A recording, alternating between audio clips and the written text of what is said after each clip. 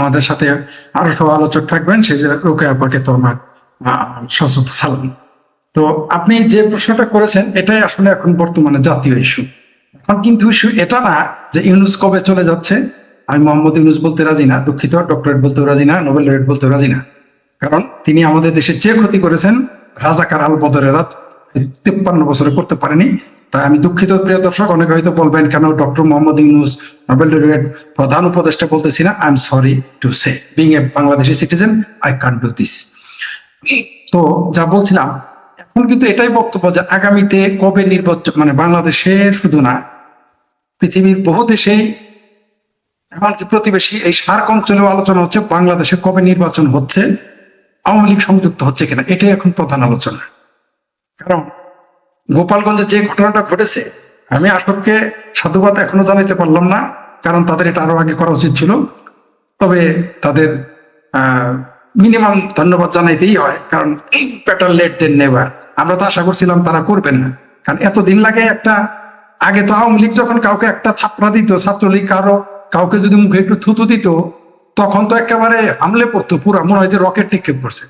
আর এখন মানে দিনের পর দিন পুরো গোপালগঞ্জটাকে একটা গাজাতে পরিণত করা হয়েছে। সেখানে শুধু বিমান হামলাটা করা বাদ রেখেছে। আমাকে আমাকে অনেকেই গোপালগঞ্জ থেকে ফোন করে, যখন তাদের কথাগুলো শুনি আমি আশ্চর্য হয়ে যায়। এটা আমার স্বাধীন দেশ, তো হতে পারে? মনে হয় যে গোপালগঞ্জ বাংলাদেশের বাইরে, এটা মনে হয় পাকিস্তানের কোন অঞ্চল। তাই বাংলাদেশের একেবারে স্বাধীনতা প্রহরীরা ওইখানে যায়, সেনাবাহিনী যায় গোপালগঞ্জে। যে অঞ্চলের মানুষ ঢাকা শহরে ঠিক মতো আসে না, তারা জানে না যে কিভাবে রাজনীতির অন্তস্তরও জানে না, তারা বঙ্গবন্ধু শেখ হাসিনা এছাড়া কিছু জানে না, সরল মানুষ। আমাদের জামালপুর শেরপুরের চাইতে সরল মানুষ হচ্ছে গোপালগঞ্জের মানুষ। আপনি তাদের উপরে যদি আমাদের জামালপুরেও করতেন এই কাজটা, ময়মনসিংহ এর গহরগাঁও যাইতেন, বলতাম যে তারা ফেরত মানুষ।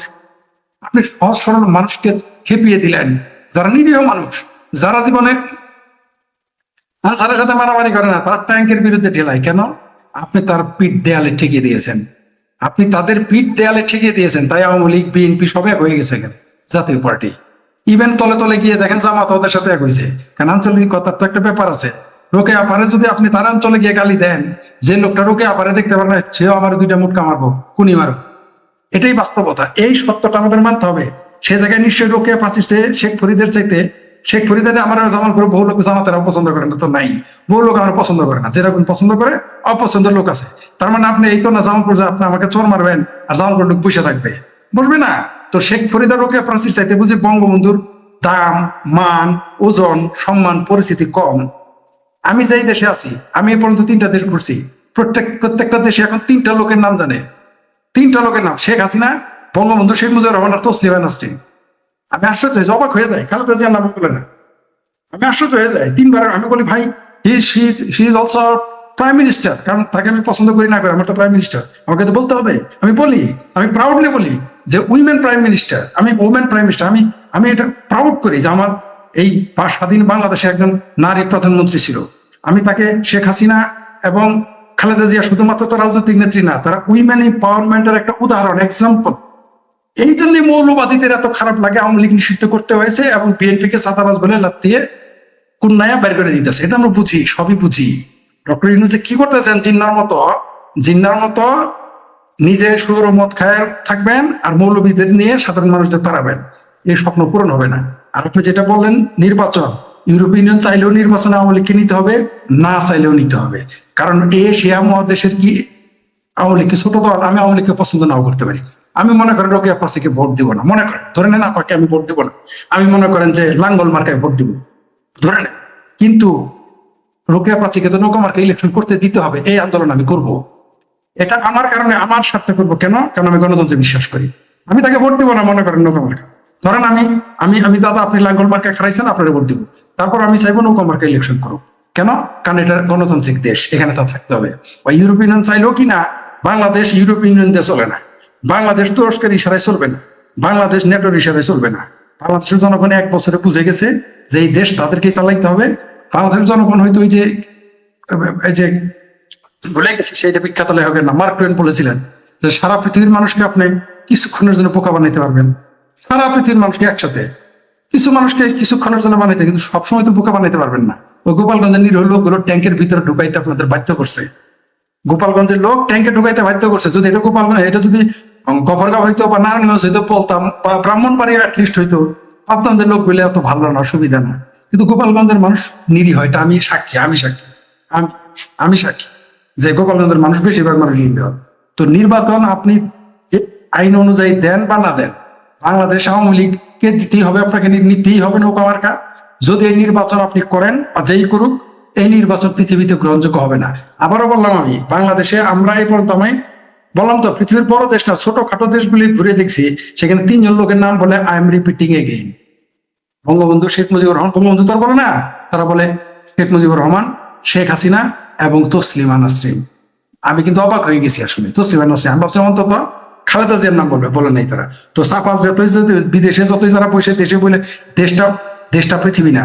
যেমন আমি মনে করি জামালপুর বাংলাদেশ না, আবার পুরো বাংলাদেশ দুনিয়া না, তেমনি যারা এখন ক্ষমতায় আছে তারা যদি মনে করে মুই কি হনুরে নোবেল লরিয়েট হয়ে গেছি, আমেরিকায় জায়গা পাইবে কিনা আমার সন্দেহ আছে, বাংলাদেশ তো বহুত দূর।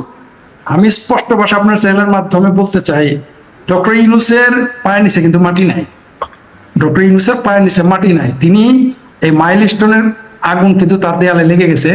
গোপালগঞ্জের কিন্তু ঝড় কিন্তু তার উপর দিয়ে যাচ্ছে। আসক যেটা এতদিনে বললো, তারা বলে আপনি দেখেন সে মিডিয়া করা হয়েছে, সেগুলো তুলে দেওয়া হয়েছে, অনেক কিছু সেখানে কাট করে দেওয়া হয়েছে, ওইখানে ভ্যানিশ করে অনেক নিউজ এখন চলে যাচ্ছে, অনেক ভিডিও এখন থাকে না, যেগুলো সরকারের বিরুদ্ধে সেগুলো থাকে না। কেন? আপনি না বাংলাদেশকে সবচেয়ে বাক স্বাধীনতা দিচ্ছেন, বলছেন গালাগালির জন্য, এই কি 5ই আগস্ট হয়েছে গালাগালি দেওয়ার জন্য। গালাগালি তো দেওয়ার কথা, ইউনূসের তখন দুলাভাই বলা যায় না, দুলাভাই বললো গালে চর দেয়, বলে যে আব্বাটা, বিষয়টা এরকম। আর বলে গালাগালি দেওয়ার স্বাধীনতা। তবে বাংলাদেশ আওয়ামী লীগ সবচেয়ে বড় দল। আবারও বলছি, আমি আওয়ামী লীগকে আমি পছন্দ, ভোট দিব কিনা এটা আমি জানি না, আমার আত্মীয় স্বজন ভোট দেবে কিনা আমি জানি না, কিন্তু আওয়ামী লীগকে নির্বাচন অংশগ্রহণ করতে দিতে হবে।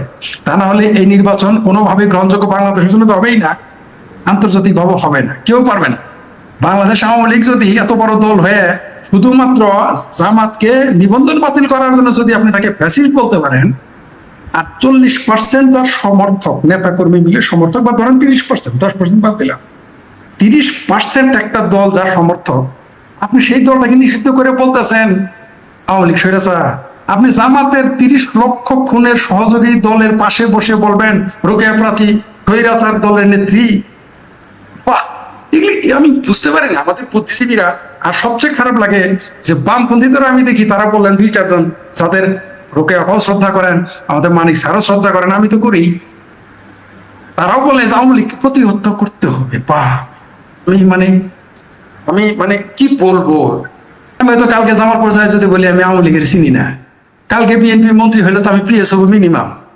তা আমার লোভ নাই, আমার পিঠ নাই, আমার দুই ভাতিজা নয় মামলা হয়েছে, একটা ভাতিজা ঘরে থাকতে পারে না, কারণ যেহেতু আমার সন্তান ছোট, আমার সন্তান তো আন্ডার এজ, মামলা দিতে পারে না, আমি তো নই। তো তাহলে আমার তো পিঠ বাঁচানো রুহিন ভাইয়ের আগে করা, রুহিন ভাই তো, প্রিন্স ভাই তো ত্যাগী নেতা, বিপ্লবী নেতা, আমি তো বিপ্লবী নেতা না, আমি তার এক সময় রাজনীতি করতাম ছাত্র ইউনিয়নের। তো তাহলে তো হইলো না, পিঠ পাচালে মানিক স্যারের পিঠ পাচানোর দরকার নাই।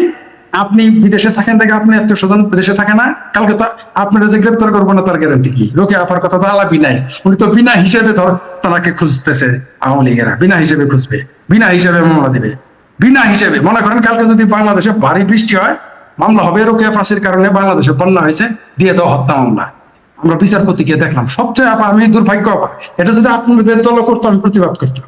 সেটা হলো যে একজন বিচারপতিকে এইভাবে আপনি অপমান করতে পারেন, সাংবিধানিক একটা পোস্ট, সে তো অ্যাবভ দ্য ল, 2জন মানুষকে অ্যাবভ দ্য ল ঘোষণা করা হয়েছে বাংলাদেশে, প্রাইম মিনিস্টার, প্রেসিডেন্ট, এন্ড আমি যতদূর জানি আর কি, আমার স্টাডি হতো না, প্রেসিডেন্ট এবং প্রধান বিচারপতি, মানে বিচারপতি যারা, তারা তো অ্যাবভ অফ ল, তাদের অর্ডারের জন্য কিছু তাদের কৈফিয়ত দিতে হবে না। কিন্তু আপনি কাকে দিলেন ইন্ডেমনিটি? 5 তারিখে থেকে 7 তারিখে যারা খুন করছে, এই যে এদেরকে আপনি ইন্ডেমনিটি দিলেন। বাহ, আমাদের আইন শিখান, আমরা আইনের ছাত্র না বলে কিছুই বুঝি না। আমাদের জামালপুরের যে রিক্সা, ওই ক্ষেতের যে যার জমি আছে, মূর্খ কামলা, এ বাংলাদেশের বর্তমান আইনজীবীদের যে বেশি বুঝে। তারাও তো জানে যে এই 2টা লোকের জেলে দেওয়া যাবে না, তারা তো জানে, একটা মূর্খ লোক তো জানে। এই দেশে নির্বাচন আপনি আওয়ামী লীগ, ওই ইউরোপীয় ইউনিয়নের উদাহরণ আমি মানতে রাজি না, কারণ এদের চিনা আছে, এদের যেদিকে বৃষ্টি ওইদিকে ছাতা। আমার দেশকে আমার নিয়ে ভাবতে হবে। তারা যদি দেখে যে এটা সুবিধা অসুবিধা হবে, তারা যে কোনো মুহূর্তে বলতে পারে যে কারোরই দরকার নেই, নির্বাচনের দরকার নেই। জামাতের নেতা বলে কিসের ইলেকশন? আমাদের সবচেয়ে বাংলাদেশের এই মুহূর্তে সবচেয়ে বড় বুদ্ধিজীবী, যার জনপ্রিয়তা এখন যে কোনো মানুষের চাইতে তুঙ্গে, ল্যাংটা সুলেমান, সরি, সেই মানে পিনাকি পিনাকি ভট্টর উস্তাদ ফরহাদ মাজার সাহেব, তিনি বলছেন যে নির্বাচন দিয়ে কি হবে? এরা হচ্ছে আমাদের দেশের বুদ্ধিজীবী। আমি ফরিদ কথা বলার দরকার ছিল না, এগুলো কথা বলবে ফরহাদ মাজার, তারা এগুলো বলে দেখে আমাকে বলতে হয়। আমি তো তার ছাত্রযোগ্য না, কিন্তু এইটা কোনো কথা যে বাংলাদেশের নির্বাচন দরকার নেই? তাহলে শেখ হাসিনাকে হটাইলেন কেন? শেখ হাসিনা কি ফরহাদ মাজারের যে বিবি, ওই কি ফরিদা রহমান আমার নামে নাম, ওই ফরিদ আক্তারের খামসা দিয়েছিল শেখ হাসিনা? আপনি তাকে হটাইলেন? ও শেখ হাসিনা ক্ষমতায় থাকলে তখন আপনার গণতন্ত্র দরকার, যখন বাংলাদেশের মুক্তিযুদ্ধের পক্ষের দল ক্ষমতায় থাকে তখনই কেবল আপনার নির্বাচন দরকার, বাক স্বাধীনতা দরকার। রোকেয়া প্রাচী ক্ষমতায় থাকলে তখন দরকার আমার বাক স্বাধীনতা। রোকেয়া প্রাচী যখন ক্ষমতায় থাকবে না, তখন আমি বলবো কিসের নির্বাচন? অনেক আলোচনা করলাম, আমি আপনাদের কথা শুনলাম, ধন্যবাদ।